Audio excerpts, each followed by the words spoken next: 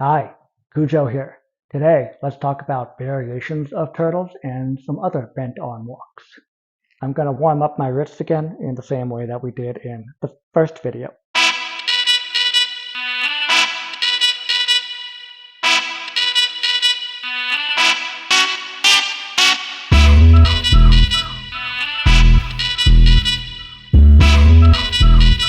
K beats, beats, beats, beats.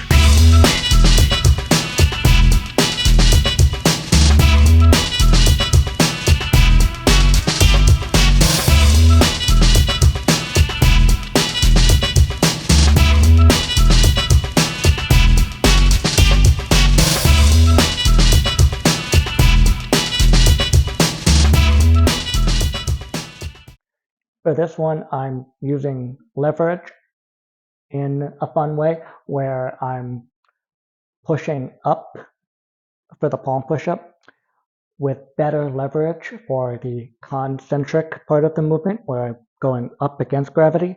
And then I'm using a different sort of leverage, an unfavorable leverage, in order to make the eccentric or negative part of the movement going with gravity and resisting gravity, trying to make that eccentric component a little bit more challenging.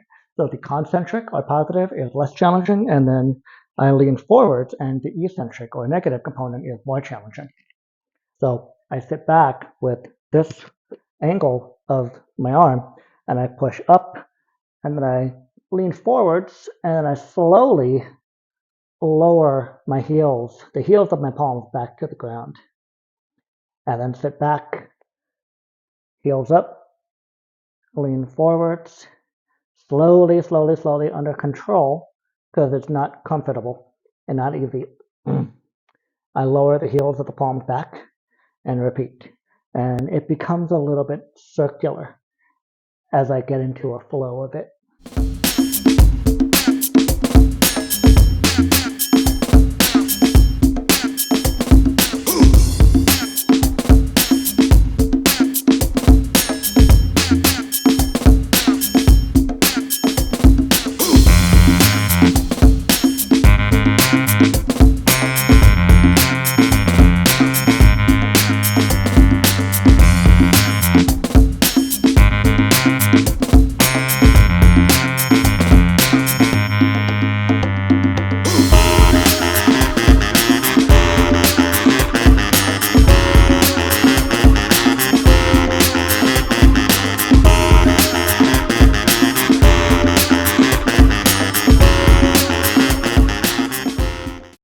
Here's another fun one for the back of the wrist, but also for the forearm flexors. It creates flexion in the forearm flexors, but also a stretch in the forearm extensors. I am stretching the forearm extensors, so I've got the backs of my hands on the floor. Thumbs can be flat as well, doesn't matter. And then I'm making a fist, or a fist, with both hands, which can cause cramping in the forearm flexors because of the angle of the wrist. But simultaneously, I'm stretching the forearm extensors. Now, when you do this, it's very common to want to bend the elbows. I am resisting that by contracting my elbow, by flexing my extending my elbow and flexing the tricep muscles as I do this. So I'm resisting the urge to bend the arms.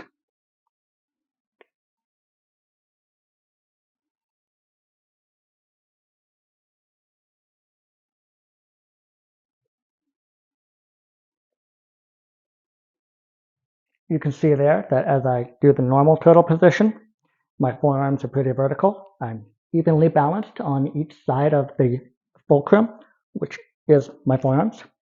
And then as I extend my legs into a straddle position, I've got to simultaneously extend my head, creep my head further forwards, which causes a more obtuse angle, a more open angle in my elbow joint. So my forearms are now at this slight diagonal angle to make my torso artificially longer. Then, as I go from straddle to closed legs, my head and torso have to creep even further forward, making an even more open angle of my elbow joint. So again, got to be comfortable with that. The wrists have to be warm. Thumb, forefinger, middle finger have to be prepared to take more of the weight. And the elbow joint has to be strong enough to support that, and so do the shoulder joint, the shoulder girdle muscles. So one more time. Tight little tucked turtle. Slowly extend the legs into a straddle. Head comes further forwards. And then I'm pointing my toes too, so I don't scrape the floor. And then a little further forwards as they come together. And the part of the heel of my palm is not even on the floor. And then open, start to come back, and all the way back in. Now, pay attention to the rhythm of the hands. You both see it and hear it.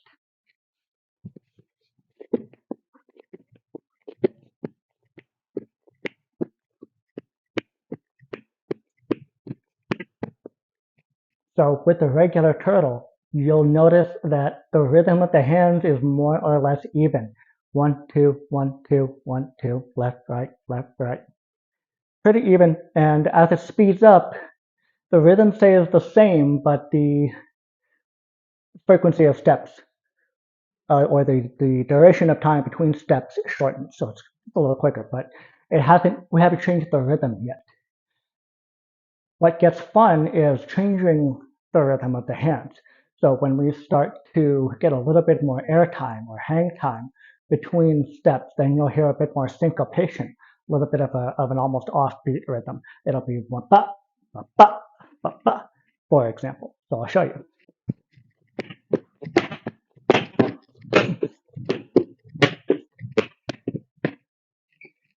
Can you see what I mean?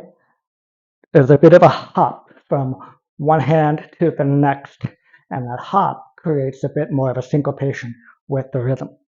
That's both accidental and intentional.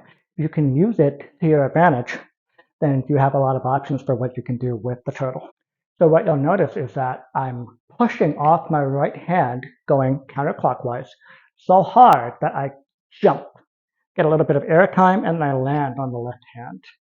And because I'm not also jumping off my left hand, my right hand comes back to the floor more quickly. So there's a push and then a ba ba ba ba that you can hear. It's a bit of a syncopated rhythm. Now, knowing how to do that and taking advantage of that, you'll be able to get more momentum and acceleration in this direction on a vertical axis, but you'll also be able to get more hang time. You'll be able to jump a little higher, and there'll be moments or greater durations of time where both hands are in the air before you land back on that left hand. Again, going counterclockwise. My buddy Dopey from Groove Troop back in the 90s, local LA crew, he called those Ninja Turtles. They look something like this, although I don't do them as well as he did.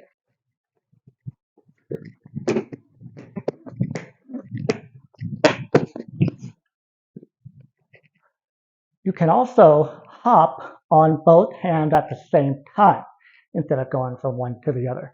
This is the first move I invented back in 1993, 31 years ago at the time of this recording. The reason I put quotes is because who knows if I actually invented it, if I was actually the first to do that. But it was something that I came up with in my own head as a variation to turtles because I was becoming quite good at them after about 1 year of breaking. And I hadn't seen anyone else do it. So I claimed it as my own, but perhaps it's not. Looks something like this.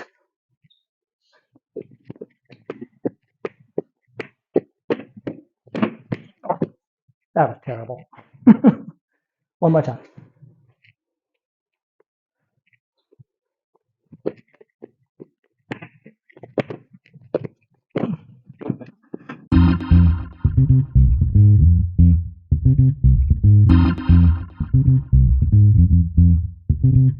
Some old school variations. are not actually circular or spinning, but linear, directional, going forward, going backwards, going side to side. Those are not hard to figure out. You just have to get into the position and move around a little bit.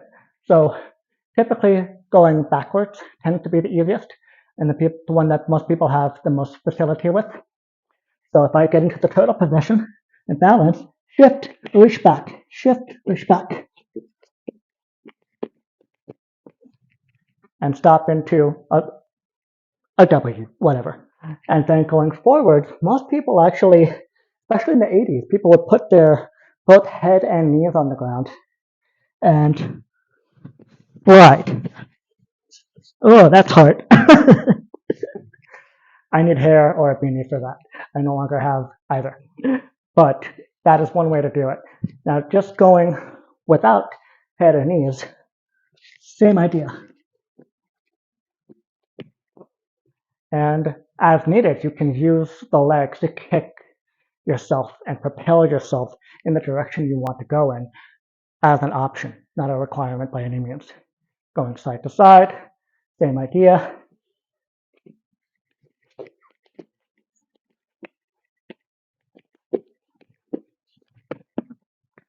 Oops.